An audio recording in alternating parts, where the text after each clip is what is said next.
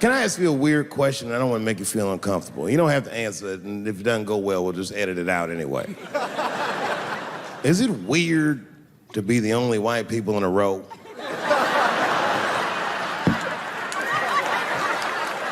Is it weird? I mean, you can be honest. Does it feel strange? Are you worried at all? Give me your money, motherfucker. I'm just fucking around. I was gonna say. This guy got ice in his veins. He didn't even buckle. You know, like many black men my age, the first time I voted was 8 years ago. Right. I saw Obama on TV and said, oh, I'm voting for this nigga. I remember the day I voted for Obama. I voted in Ohio, and my vote matters in Ohio.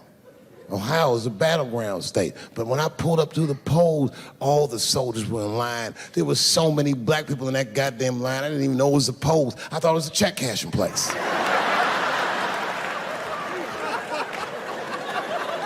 We were hugging each other, and old people were singing hymns and spirituals. J Verdict times 10 or some shit. I've never seen black people that happy. 8 years later, I'm pulling up to the polls again. This time, I'm driving a brand new Porsche because the Obama years were very good to me.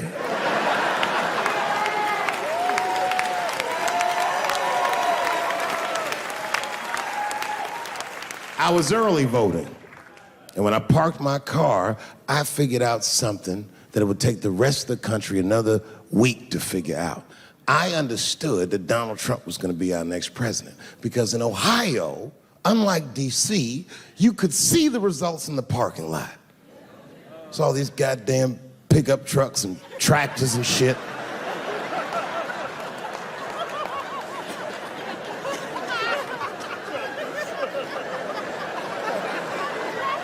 And then I walked up and I saw a long, long line of dusty white people.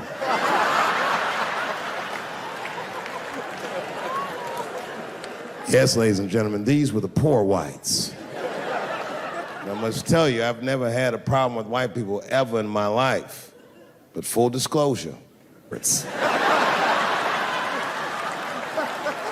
we've gotten a lot of trouble out of them. And I've never seen so many of them up close. I looked them right in their coal-smeared faces. And to my surprise, you know what I didn't see? I didn't see one deplorable face in that group.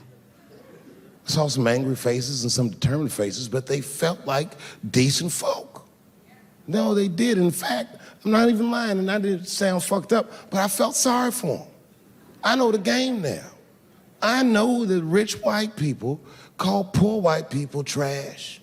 And the only reason I know that is because I made so much money last year, the rich whites told me they say it at a cocktail party.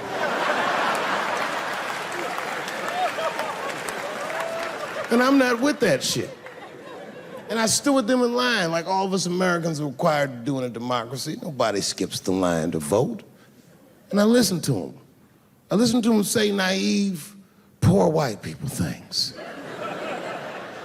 Man, Donald Trump's gonna go to Washington and he's gonna stand there thinking to my mind, you dumb motherfucker.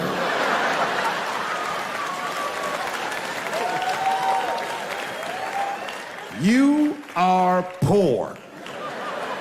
He's fighting for me.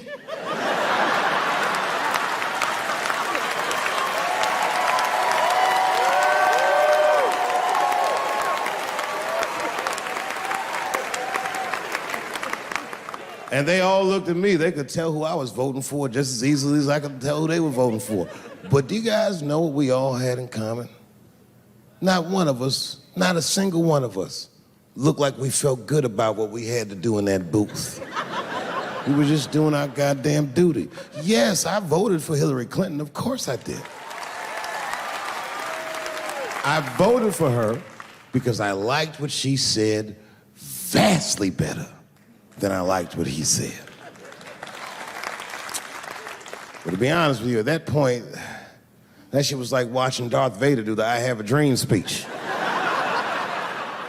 That bitch is mean as hell. She had already Karate Kid swept Bernie Sanders' legs from underneath him. Boy, it was hard voting for that shit.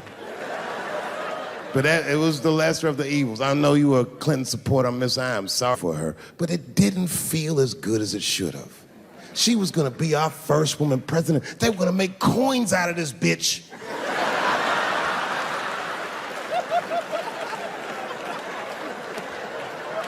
And somehow she just missed the dunk. Of course she should have beat him. Of course she should have beat him. You know what voting for her felt like? It was bittersweet. It felt like I was lucky enough to eat Halle Berry's pussy.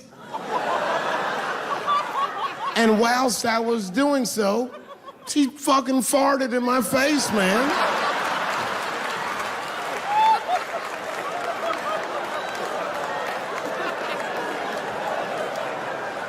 Now you understand, I'd still do it. But boy, I wish she didn't fart in this great nation's face. I voted that day, and then that same day I flew to New York City. I had work. That night I was in a comedy club in New York, and I said to an audience almost exactly what I just said to you. And I didn't know that there was a journalist in the room. And this journalist wrote an article. The headline of the article said, Dave Chappelle is an avid. Yeah, I had no idea the paper said that. And you know how I found out? My wife called me from Ohio the next morning in a goddamn panic. David, what the fuck is going on in New York? I said, I'm being good, but what have you heard?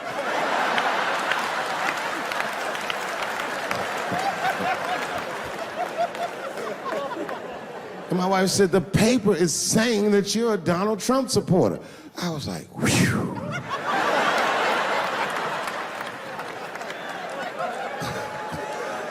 I said, don't worry about that shit, baby. Nobody in their right mind would believe that. And she said, no, David, people believe it. And then she started reading the comments to me.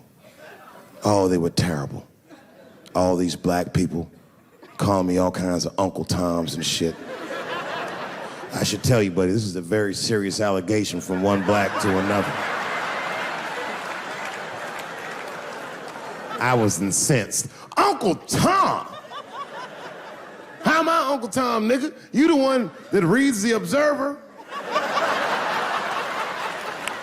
Anyway, all this shit goes down around, and now Trump is the president, and I'm hosting Saturday Night Live.